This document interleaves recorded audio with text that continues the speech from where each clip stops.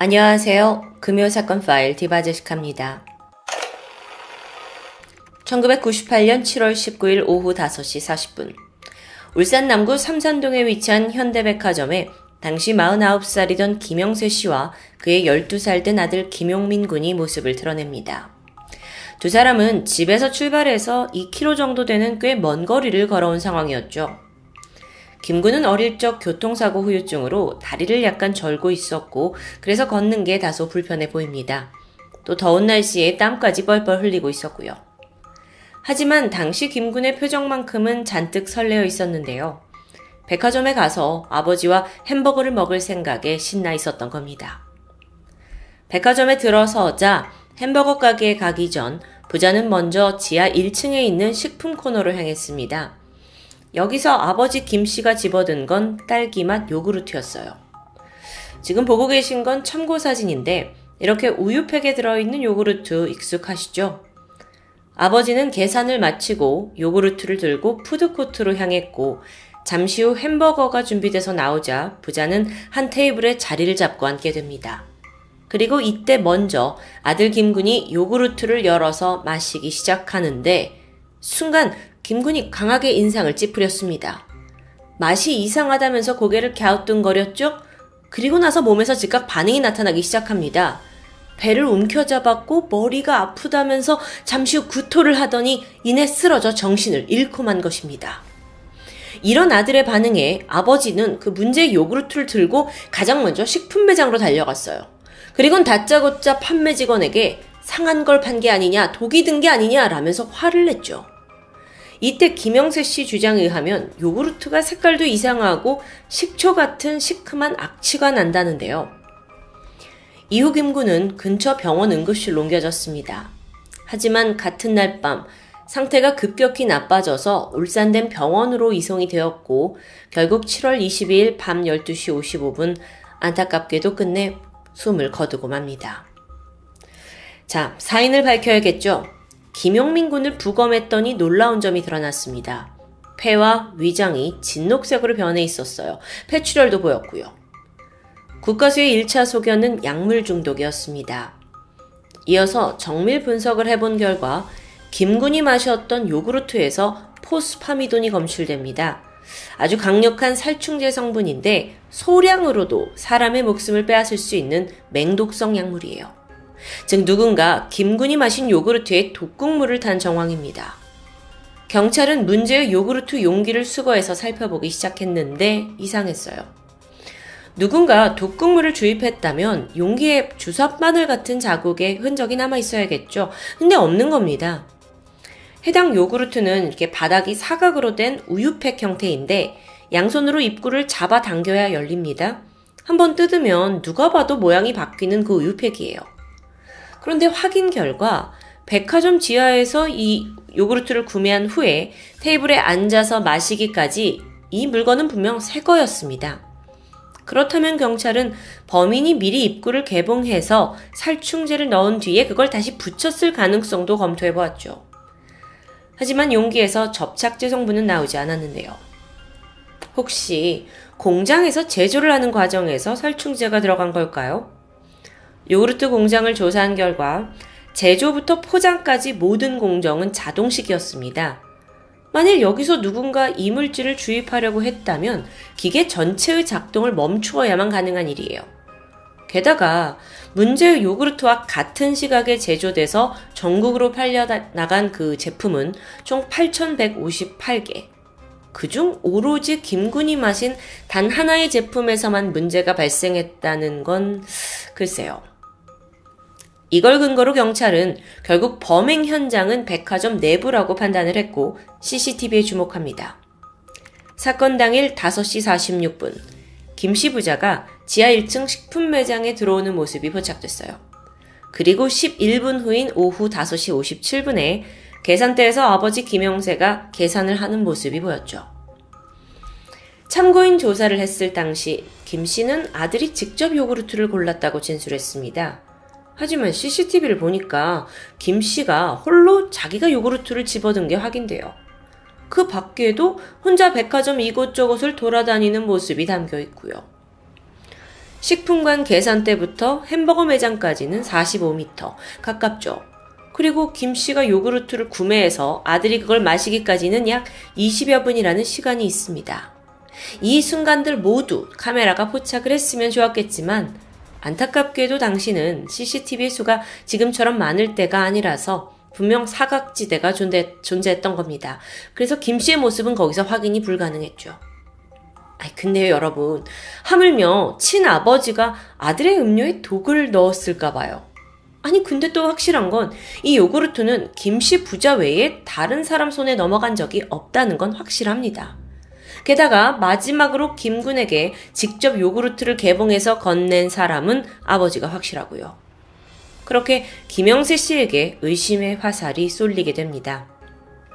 사실 사건 직후 김영세의 증언과 행동은 어딘가 이상했어요. 기억하세요?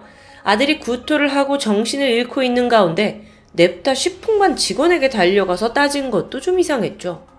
게다가 당시 그는 요구르트에서 강한 식초 냄새가 난다고 말했어요. 하지만 정작 백화점 직원들은 냄새를 별로 느끼지 못했는데 이게 중요한 포인트입니다.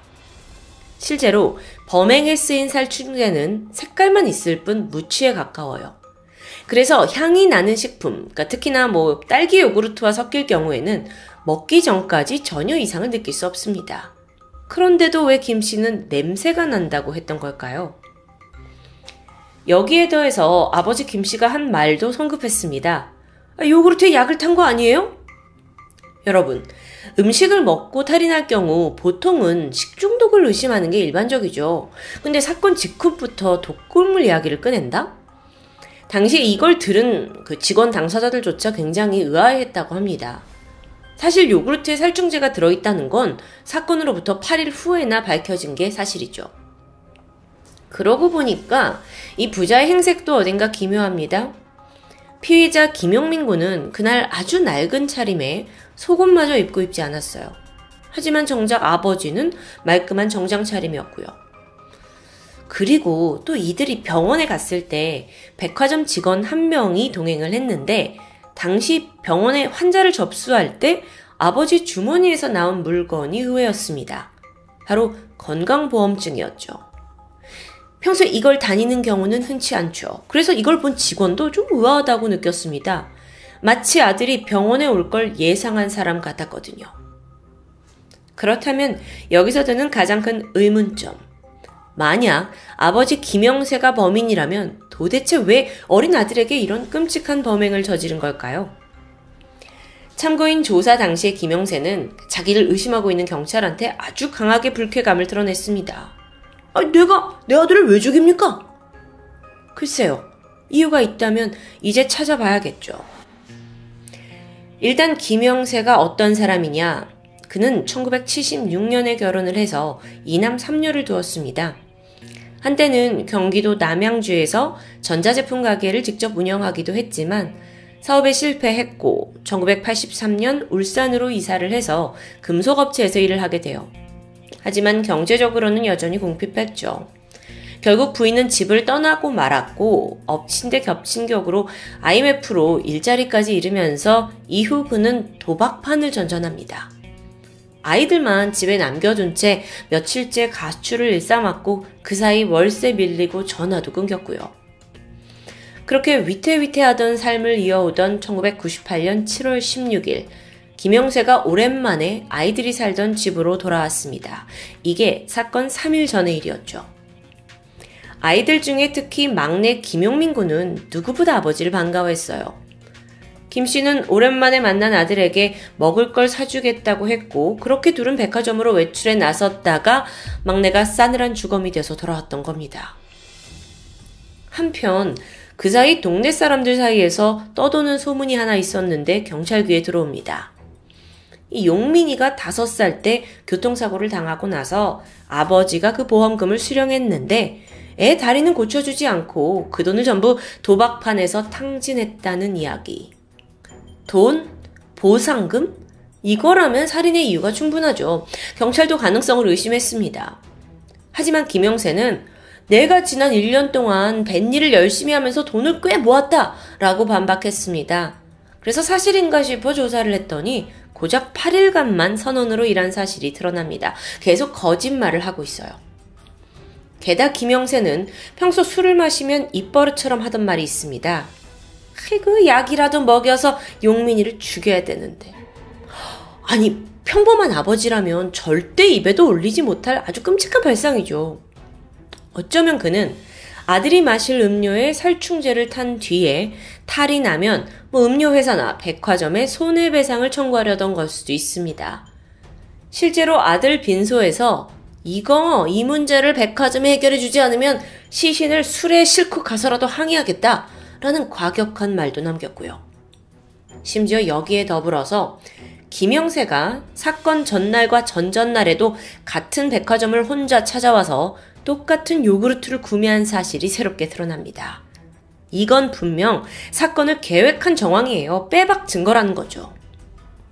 이렇게 범인이 좁혀지던 상황에서 이제 강도 높은 조사만 남아있겠죠? 그런데 문제가 발생합니다. 김용민 군이 사망한 지 이틀 만인 24일 오전 10시 아버지 김영세가 병원 빈소를 나간 뒤에 그 길로 연락이 두절된 겁니다. 그는 그 전날인 23일 밤 10시부터 새벽 2시까지 약 4시간 동안 경찰서에서 참고인 조사를 받았어요. 이후 빈소로 돌아왔고 날이 밝자 좀 씻고 오겠다면서 13km 떨어진 삼선동의 목욕탕에 들어가게 됐죠. 그런데 이후 자취를 감춘 겁니다. 의도적으로 사라진 것으로 보이죠.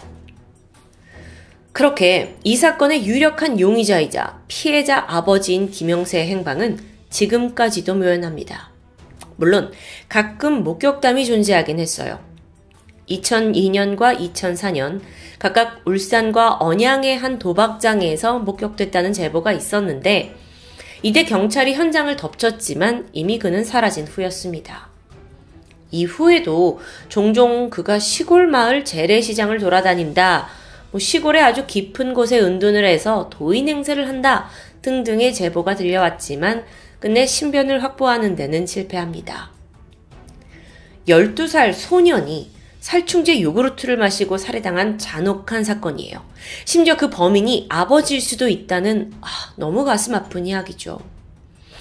한동안 이 사건은 정말 전국을 떠들썩하게 만들었지만 김영세가 오랫동안 잠적하면서 사람들의 기억 속에서 사건은 점점 잊혀져 갔습니다. 그렇게 2013년 6월 공소시효까지 만료될 위기에 처했을 때 이대로 끝낼 수 없었던 사람이 있습니다. 검찰은 김영세를 피의자로 재기소하기로 해요. 그러기 위해서 새로운 수사 기법을 사용하게 되죠. 그건 바로 진술 분석 기법입니다. 사실 검찰 측, 경찰 측이 김영세를 만난 시간도 아주 짧아요. 그래서 가지고 있는 증거라고는 범행 직후에 그 참고인 조사 4시간 동안 했잖아요. 그 4시간짜리 진술이 전부였어요. 그래서 여기에 프로파일러의 도움을 받아서 그 진술을 하나하나 뜯어보게 되는데 안에서 의심스러운 정황이 상당수 발견됩니다. 그 특징 중에 하나를 꼽아보면 김영세는 아들이 쓰러진 후에 벌어진 일에 대해선 아주 상세하게 진술했어요. 반면 사건이 있기 직전, 특히 그 사건 당시에 대해서는 겨우 3문장 정도로 압축해서 진술했던 겁니다. 심지어는 누가 요구르트를 샀는지에 대해 주어도 없고요. 시간도 생략했어요. 그러니까 자기가 주체가 되는 행동에 대해서는 그냥 간단하게만 얼버무린 거죠. 이건 종종 범인들에게서 나타나는 특징이라고 합니다. 혹시 모를 말실수에 대비해서 범죄를 은폐하는 전형적인 방식이고요. 이 증거를 바탕으로 검찰은 드디어 김영세를 살인사건 용의자로 재기소했고요. 덕분에 공소시효 만료를 하루 앞둔 2013년 7월 17일 극적으로 공소시효가 15년 더 연장됩니다. 하지만 그럼에도 불구하고 김영세는 사건 발생 25년이 지난 지금까지도 행방이 묘연합니다. 그가 아직 살아있다면 70대 노인이 되었겠죠. 여러분 지금 보고 계신 이 얼굴을 잘 기억해 주세요. 이 사람은 아직까지도 우리의 평범한 이웃으로 살아가고 있을지 모릅니다.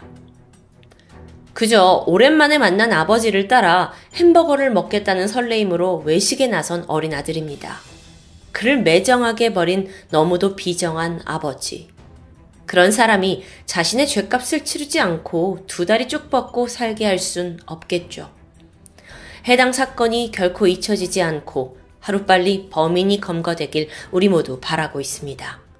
지금까지 금요사건 파일 디바제식합니다.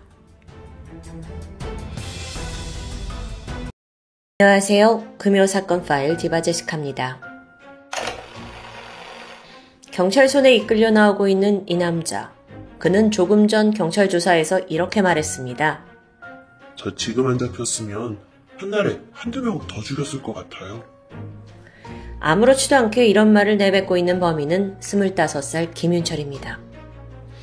그는 평범한 회사원이었습니다. 아주 쾌활한 성격으로 검거 직전까지 컴퓨터 부품회사 영업사원으로 근무를 했고 안정적인 월급에 또 상견례까지 마친 결혼을 약속한 여자친구가 있었어요. 가정에선 부모님께 정성을 다하는 효자들이었고요. 전과요? 청소년 때 도로교통법 위반으로 벌금 20만 원 낸 게 답니다. 겉으로 봤을 때 그 누구도 김윤철이 끔찍한 연쇄살인마라고는 상상조차 하지 못했을 텐데요. 완벽한 이중생활을 했던 거죠. 살인이 시작된 건 2006년 5월 15일. 그날 밤 11시 50분쯤 김윤철은 안양에서 친구와 늦게까지 술을 마시고 귀가하던 중 우연히 22살의 회사원 여성 윤 씨를 마주칩니다. 아주 친절한 얼굴로 밤이 늦었으니까 같은 방향이면 자기가 태워주겠다는 호의를 베풀게 되죠. 이렇게 넉살 좋게 웃고 있는 김윤철의 모습에 윤 씨가 큰 적대감을 느끼지 못했고 안심한 후 차에 올라타는데요. 그건 비극의 서막이었습니다. 잠시 후에 한참을 운전하던 김윤철이 윤 씨 집 방향이 아닌 다른 곳으로 차를 돌립니다. 놀란 그녀가 어디로 가는 거냐고 물으니까 김윤철이 돌변했어요. 그리고 미리 준비한 흉기를 꺼내 들어서 위협한 후 한적한 곳에 차를 세우고는 그녀를 겁탈합니다. 이후에 공포에 떨고 있는 윤 씨에게서 소지품과 신용카드를 빼앗았고요. 비밀번호까지 알아냅니다. 그런데 이때 김윤철의 머릿속을 스치는 생각이 있었어요. 아이씨, 내 얼굴 봤네. 그는 갑자기 윤 씨의 속옷을 그녀의 입에 물려서 소리를 지르지 못하게 만들고 차에 싣고 있던 나일론 끈으로 그녀를 결박합니다. 또한 준비해둔 포장용 테이프로 얼굴을 수십 차례 감아서 윤 씨를 질식사시켰죠. 그녀는 비명조차 제대로 질러보지 못한 채 죽음을 맞이하고 말았습니다. 이렇게 납치부터 살해까지 걸린 시간이 불과 2시간도 채 안 돼요. 사실 윤 씨는 위협을 당한 직후부터 자신의 남자친구와 112에 여러 번 전화를 시도했었습니다. 짧게는 3초부터 길게는 10초 정도 신호가 울렸지만 안타깝게도 제때 도움을 받진 못했죠. 한편 김윤철은 시신을 유기할 장소를 물색하기 시작합니다. 그러면서 군포 시내를 1시간 동안 배회했어요. 그러다 결국 눈에 띄지 않는 금정역 뒤에 있는 역과 도로의 담 틈새를 찾아냈고요. 윤 씨의 시신을 그곳에 유기하게 되죠. 첫 살인 후 이틀 만인 5월 17일 김윤철은 윤 씨의 신용카드로 13번에 걸쳐 현금 284만 원을 찾아냅니다. 그중 100만 원은 여자친구에게 선심 쓰듯 줬고요. 70만 원은 자기 차 할부금으로 사용했어요. 돈을 찾을 때 일부러 유동인구가 많은 3번역 내에 있는 현금 인출기를 이용했는데 여기에 있는 CCTV가 실제로는 촬영이 되지 않는 가짜인 걸 미리 알고 여길 택했던 겁니다. 추후에 경찰이 인출 기록 보고 CCTV 확보했지만 얼굴은 찍혀있지 않았죠. 그렇게 윤 씨가 살해된 지 5일이 지난 5월 20일 새벽 김윤철은 시신이 있던 그 금정역 뒤편 담으로 다시 찾아왔습니다. 그리고 아예 깨끗하게 시체를 훼손할 목적으로 불을 지른 것으로 추정돼요. 화재 신고를 받고 소방대가 출동해서 불에 탄 시신을 발견했지만 당장 육안으로는 신원 확인이 불가능했죠. 그래서 추후 국가수 감식으로 그녀의 손가락과 또 과거 치아 기록을 통해 실종된 윤 씨라는 게 밝혀집니다. 한편 다시 평범한 일상으로 돌아간 김윤철은 살인을 저지른 바로 다음 날 어젯밤 죽은 윤 씨에게서 빼앗은 카메라를 가지고 자신의 여자친구와 민속촌 데이트를 갑니다. 거기서 그 카메라로 열심히 여자친구 찍어줬고요. 또 다시 그 카메라를 회사로 가져가더니 자랑하듯 동료들에게 보여줬어요. 찰칵찰칵 동료들 찍어주고 심지어 자기 셀카도 찍어댔고요. 살인을 하고 바로 다음날 데이트에 또 출근까지. 2006년 6월 9일 밤 11시 30분입니다. 김윤철은 차를 끌고 또다시 거리로 나왔습니다. 삼본역 근처에서 타겟을 물색하던 중이에요. 그러다가 앳돼 보이는 20살 대학생 여성 김씨를 발견합니다. 그녀에게 다가가서 학생 늦었는데 집에 데려다 줄게요. 같은 수법으로 유인했죠. 차에 탄 김씨는 자신의 남자친구 이야기, 학교생활 이야기, 이렇게 소소한 수다를 떨었다는데요. 그 시간이 무려 1시간 40분이나 지속됐다고 합니다. 그때 한편 친구와 통화를 하기도 했어요. 나 집에 가는 중이야 라고만 말했죠. 그런데 얼마 후 김윤철이 본색을 드러냅니다. 그녀의 신체를 더듬기 시작한 거예요. 겁먹은 이 여학생이 급하게 차에서 내리려고 했죠. 그러자 김윤철은 그녀를 흉기로 위협했고 잠시 후 20살 김씨 또한 앞서 윤씨와 같은 방법으로 잔혹하게 살해됩니다. 얼굴을 봤다는 이유에서였어요. 추후 경찰 조사에서 김윤철은 그때 김씨는 신용카드를 가지고 있지 않았고 현금도 10,000원밖에 없었다. 그리고 끝내 성폭행만은 안 된다고 강하게 저항해서 나도 포기했다 라고 진술했거든요. 근데 발견된 그녀의 시체에는 성폭행의 흔적이 곳곳에서 보였습니다. 김씨는 실종 3주가 지난 7월 3일 의왕시 청계동 공동묘지 근처 풀숲에서 웅크려 있는 나체로 발견되었어요. 특이한 점은 허벅지 부근에 예리한 흉기로 도려낸 듯한 깊은 상처가 있었고요. 양손이 결박당한 채 얼굴은 테이프로 휘감겨져 있었죠. 후에 범인은 사체 훼손 부분에 대해서는 부인했지만 국과수 부검 결과 그 상처가 벌레나 우연히 생길 만한 게 아니라 다분히 의도적으로 도려내진 거라는 소견을 밝혔습니다. 자, 이렇듯 일대에서 같은 수법으로 살해된 2명의 여성 사체가 발견되면서 경찰은 비상에 걸렸습니다. 이 첫 번째, 두 번째 사건이 한 달도 채 되지 않은 시점에서 발생을 했기 때문에 언제 어디서 세 번째 살인이 벌어질지 모르는 위험한 상황이에요. 두 여성은 서로 모르는 사이고 목격자도 CCTV도 없고 범인을 추적할 증거도 없습니다. 경찰이 난항을 겪고 있었죠. 그리고 그러던 중 세 번째 피해자까지 생기고 맙니다. 7월 1일 밤 11시 군포시 삼본동에서 집으로 귀가하고 있던 당시 27살의 허씨. 김윤철은요, 이미 지난 2번의 범행을 자기가 완벽하게 처리했다는 나름의 자신감을 얻은 듯 했어요. 그래서 세 번째 범행에선 더 과감한 모습을 보이게 됩니다. 여러분, 보통 연쇄 살인범들은 살인을 하면 할수록 더 대범해지고 잔인해지는 모습을 보인다고 해요. 그게 여기서도 나타난 거죠. 이번에 김윤철은 애초부터 폭력을 사용해서 강제로 그녀를 차에 태웠어요. 그리고 이전과 같은 방법으로 그녀를 살해하고 시신을 유기합니다.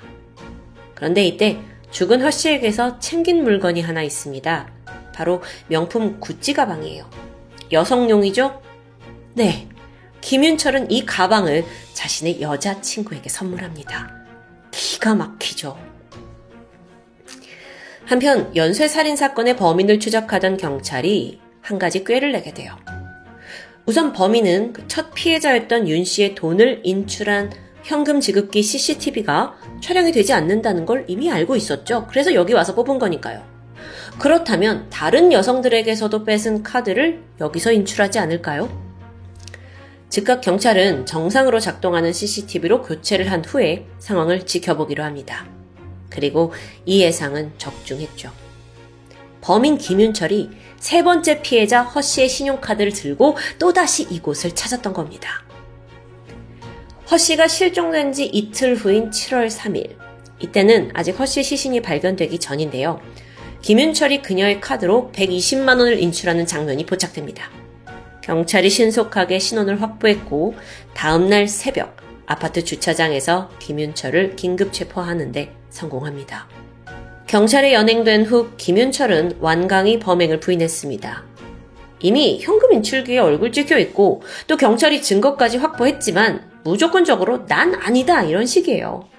그러다가 김윤철의 패기를 꺾을 만한 결정적인 단서가 등장하죠. 바로 국과수의 DNA 분석 결과였습니다. 아니 이게 정확히 일치하잖아요. 그제서야 범행을 자백하기 시작하는데 또 그게 전부 다는 아니었죠. 사실 아까 검거되었을 당시 세 번째 피해자 허 씨의 시신이 발견되기 전이라고 했죠. 김윤철이 허 씨의 생사에 대해서는 입을 굳게 다무는 겁니다. 분명 마지막으로 쓴 게 허 씨 카드인데 경찰이 이 여성은 지금 어디 있냐, 어떻게 됐냐 추궁을 해도 입을 열지 않아요. 그러다가 결국 기자회견을 1시간 앞둔 7월 5일 오후 2시 김윤철이 직접 수사관에게 면담을 요청했고 이때 자기가 허 씨를 죽이고 유기한 사실을 자백합니다. 서둘러 경찰이 장소를 파악한 후에 가봤죠. 그리고 같은 날 의왕시 백운호수 인근 야간 풀숲에서 허 씨의 시신을 발견합니다. 발견 당시 그녀의 몸 여기저기에 구타로 인한 상처가 남아 있었어요.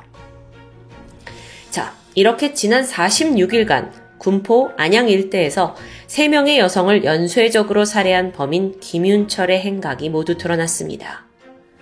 낮에는 평범한 직장인이자 또 살가운 아들 그리고 다정한 남자친구였는데 밤이 되면 여성들 물색하고 겁탈한 후에 테이프로 얼굴을 감는 아주 잔인한 방식으로 살인을 즐겼던 김윤철. 그런데요, 앞서 말씀드렸죠. 그는 이전에 전과라고는 없던 사람입니다. 근데 이게 초범이라고 보기에는 수법이 너무도 잔인한 거예요. 그래서 경찰은 도대체 하루아침에 왜 이렇게 잔혹범이 됐는지 동기가 궁금해졌죠. 김윤철에 따르면 카드빚 1,000만 원이 있는데 그걸 해결하기 위해 범행을 저질렀다고 말해요. 과연 그럴까요? 당시 연봉이 2,800만 원 정도고 또 부모님의 가정형편도 그리 나쁘진 않았어요. 범행 수개월 전에 아버지 명의로 차량을 구입하기도 했고요. 김윤철이 말하길 이 차의 할부금과 또 일부 카드 빚으로 인해서 매달 160만 원 정도를 지출하다 보니 돈이 부족했다고 말합니다. 그동안은 어떻게 돈을 빌려서 좀 충당을 했는데 더 이상 안 되겠다라는 생각이 들어서 범행을 결심했다는 거예요. 아니 근데 생각해보세요. 돈 때문에 그런 거라면서 왜 겁탈을 하는 거죠? 그에 대한 답은 자택 수사에서 어느 정도 찾을 수 있었습니다. 김윤철 집을 수색해보니 수십 건의 포르노가 발견되었어요. 그리고 여기서 취향이 고스란히 드러나는데요. 영상들 대부분 여성을 테이프로 결박하거나 강압적으로 이런 성행위를 하는 장면, 또 여성이 고통스러워하면서 원하지 않는 성행위가 묘사되는 그런 부류였던 겁니다. 그래서 이걸 토대로 경찰은 김윤철이 평소 가학적인 성에 매료되어 있고 이런 걸 보면서 범행에 활용한 것으로 추정하고 있습니다. 이뿐만 아니라 어린 시절 그는 어머니가 형만 편애한다는 피해의식에 사로잡혀 있었는데요. 이로 인해 성장을 하면서 여성에 대한 이유 없는 증오심이 잠재되어 있었을 거라고는 분석이 나오기도 했죠.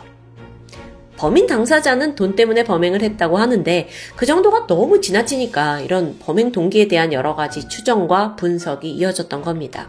그만큼 잔혹했다는 뜻이었겠죠. 덧붙여서 김윤철 본인도요. 안 잡혔으면 한 달에 한두 명 더 죽였을 것 같다 라고 감히 말해요. 그러니까 분명 돈을 떠나서 어떤 이상 성욕 혹은 살인 자체에 집착을 했던 것으로 보이죠. 실제 김윤철은 이런 말을 했습니다. 살인을 하면 할수록 범행에 중독되어 갔다고요. 첫 번째는 몰랐는데 두 번째 피해자를 살해할 땐 말로 표현할 수 없는 희열을 느꼈다고도 말했죠. 자, 그럼 조사 과정에서 그는 반성의 기미를 보였을까요? 아니요. 피해자들에게 미안한 마음은 있지만 나 자신에게 올 피해만 생각했다. 내 여자친구, 회사 동료, 친구나 가족들이 내 범죄를 알게 되면 피해가 생길 것 같아 어쩔 수 없이 저지른 거다라고 말해요. 이 진술 상당히 자기중심적 아닌가요? 그러니까 즉 자기가 불리해지는 입장만 생각하고 아무런 이유 없이 죽임을 당한 억울함에 대한 공감은 전혀 없어 보이죠.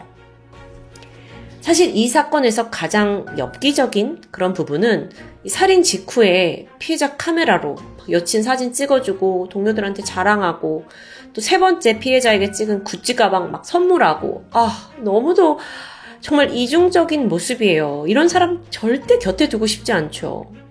근데 한편으론 그렇기 때문에 아무도 그가 연쇄살인범이라고 상상조차 못했던 겁니다. 이제 마무리입니다. 긴 재판 끝에 2007년 6월 김윤철은 대법원에서 무기징역이 확정됩니다. 그리고 현재 차가운 감옥에서 16년째 복역 중이죠. 형식적으로는 가석방이 가능한 상태예요. 그래서 2026년부터 가석방 신청을 할 수는 있지만 워낙 죄질이 나빠서 가능성은 없다고 알려져 있습니다.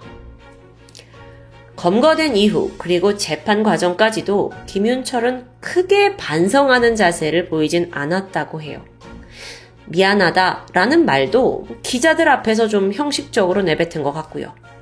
아무리 평생을 감옥에 갇혀있다 한들 자신이 살해한 3명의 여성이 그때 죽는 순간 느꼈던 그 공포와 두려움을 김윤철이 과연 공감할 수 있을까요?